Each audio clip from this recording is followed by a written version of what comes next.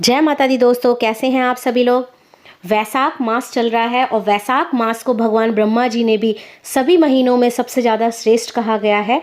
और वैशाख माह की कहानी सुनने से बहुत ही ज़्यादा शुभ फल प्राप्त होते हैं। जैसा कि कोई भी पूजा होता है, कोई भी पाठ होता है, जब तक आरती संपन्न नहीं होती है उस पूजा को अधूरा माना जाता है।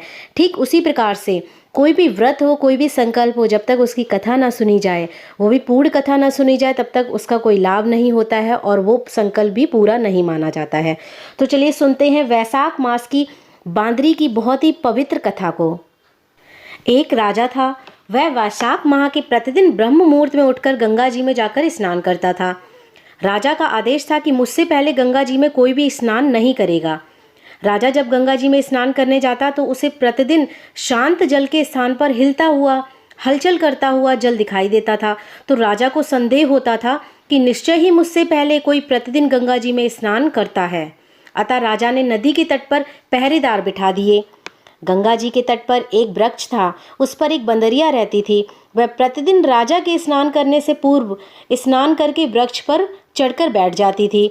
इस प्रकार होते होते पूरा वैशाख माह व्यतीत हो गया, किंतु अंतिम दिन राजा के सिपाही ने देख लिया और उस बंदरिया को पकड़कर राजा के पास ले गए और कहा कि ये बंदरिया ही है जो आपसे पूर्व प्रतिदिन गंगा जी में स्नान करती है। उधर राजा की प्रतिज्ञा थी कि यदि कोई भी स्त्री मुझसे पूर्व स्नान करती होगी तो मैं उससे विवाह कर लूँगा। इसलिए राजा को बांदरी के साथ विवाह ही करना पड़ा। वैशाख स्नान के पुण्य से बांदरी के गर्भ ठहर गया और 9 मास पूर्ण होने पर बंदरी ने राजा से पूछा कि शिशु जन्म के समय मुझे क्या करना चाहिए। तब राजा ने महल में एक घंटी लगवा दी और बंदरी से कहा कि जब तुम्हें दर्द हो तो उसे बजा देना, मैं संपूर्ण प्रबंध कर दूंगा। राजा की अन्य रानियां भी थीं, पर उनके कोई भी संतान नहीं थी। बांदरी को गर्भ है यह समाचार जानकर अन्य रानियां मन ही मन में बांदरी से ईर्ष्या करने लगीं और भावी संतान का नाश करने हेतु विभिन्न योजनाएं बनाने लगीं। घंटी लगी देखकर एक रानी ने बंदरी से इसका कारण पूछा। बंदरी ने संपूर्ण बात को बता दिया। रानी ने बहकाया कि एक बार घंटी बजाकर तो देख ले कि राजा आते भी हैं या नहीं। बंदरी ने घंटी बजाई तो राजा दौड़े दौड़े महल में आए और घंटी बजाने का कारण पूछा। इस पर बंदरी ने उत्तर दिया कि मैंने तो रानियों के कहने पर घंटी बजाई थी।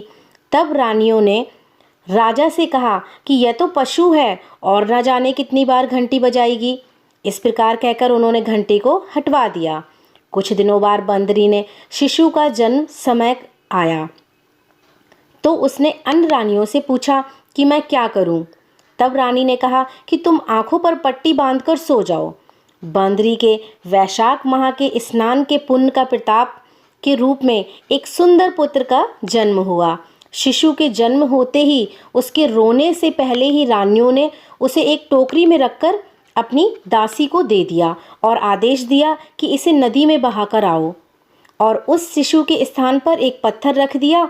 राजा को भी कहलवा दिया कि बांदरी ने तो एक पत्थर को जन्म दिया है। जब राजा ने सुना तो उन्होंने भी संतोष कर लिया कि जब दूसरी रानियों के संतान नहीं है तो यह तो एक बंदरिया है, इसके क्या संतान होगी। उधर दासी ने उस सुंदर शिशु को नदी में न बहाकर कुम्हार के खद्दड़ में रख दिया। दूसरे दिन कुम्हार और कुम्हारिन खरदल में आए तो वहां एक सुंदर शिशु को रोते हुए देखा। कुम्हार कुम्हारिन भी निसंतान थे, उनको भी कोई भी संतान नहीं थी। उन्होंने उस शिशु को अपने लिए भेजी गई भगवान की भेंट माना और बड़े ही प्रेम से शिशु का पालन पोषण करने लगे।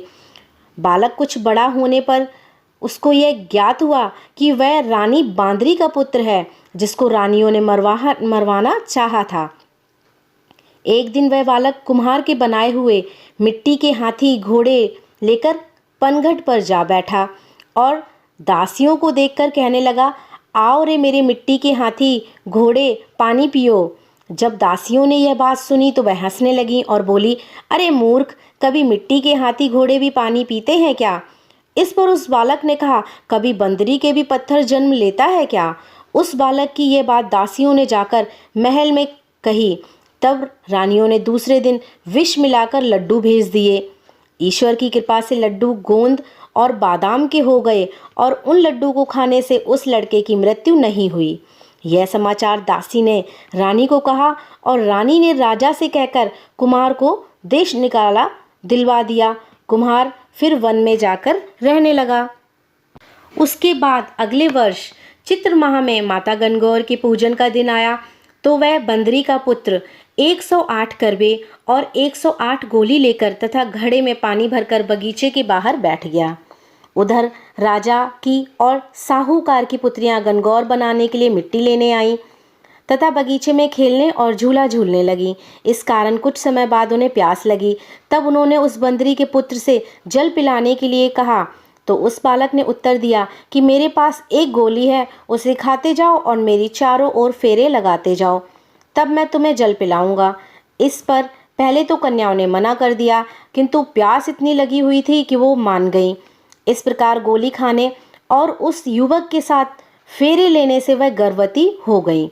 बाद में जब उनके माता पिता को यह ज्ञात हुआ कि वह सभी कुम्हार के पास आए और संपूर्ण वृतांत सुनाया तथा कहा कि तेरे पुत्र ने हमारी कन्याओं से विवाह किया है, अब तुम्हें इन्हें अपने पास ही रखना होगा। तब कुमार ने निर्धन होने के कारण असमर्थता व्यक्त की। 2 कन्याओं के माता पिता ने बहुत सारा धन देकर अपनी कन्याओं को कुम्हार के घर विदा किया और कुमार के घर 108 बहुएं आ गईं और कालांतर में उनके 108 ही पोते हो गए। कुम्हार ने समस्त नगरी को भोजन हेतु निमंत्रण दिया और राजा को भी बुलवा दिया। राजा के यहाँ से रानी बंदरी के अतिरिक्त सब भोजन हेतु पधारे। तब राजकुमार राजा की आज्ञा लेकर बंदरी को लेने रथ पालकी लेकर गया और लाकर सबसे ऊंचे स्वर्ण आसन पर बिठाया। राजकुमार ने अपनी सभी पत्नियों को समझा दिया था कि बंदरी मुझे जन्म देने वाली माता है। एक एक बहू रानी बंदरी के चरण स्पर्श करती गई और एक एक सोने का सिक्का और पोते को गोद में देती गई। जब राजा और अन्य रानियों ने यह सब देखा तो कुम्हार के पुत्र से इसका कारण पूछा। रानियों को तो संदेह होने लगा था कि यह अवश्य ही बंदरी का पुत्र है, इसलिए रानी और रूठकर राजा से कहने लगी कि कुम्हार के पुत्र ने हमारा अपमान किया है और बंदरी का सम्मान किया है, अतः हम सब लौटकर जा रहे हैं। इधर राजा को पुत्र के जन्म का संपूर्ण रहस्य ज्ञात हो गया था, इसलिए उन्होंने रानियों को देश निकाला दिया और अपनी सभी पुत्र वधू एवं पौत्रों को लेकर महल में आए और राजकुमार का राजतिलक किया। कुम्हार कुम्हारिन को राजकुमार ने महल में रहने के लिए निवेदन किया, किंतु वह नहीं माने। तब राजा ने उन्हें ढेर सारा धन दिया। वैशाख स्नान का इतना महत्व है तो सबको वैशाख स्नान करना चाहिए। बंदरी ने वैशाख स्नान किया तो उसे राजा का राज्य, राजा जैसा पति, पुत्र, बहुएं आदि सब कुछ प्राप्त हुए। ईश्वर जैसे बंदरी को पुण्य दिया है, इसी प्रकार इस कथा को सुनने, कहने और पढ़ने वालों को भी हर प्रकार का पुण्य प्रदान करना। ओम नमो भगवते वासुदेवाय नमः। उम्मीद करती हूँ कि कम समय में पूरी जानकारी देने की जो कोशिश थी वो कहीं ना कहीं सफल हुई है। वीडियो को लाइक करने के साथ साथ कमेंट बॉक्स में जय श्री कृष्णा अवश्य लिखिएगा।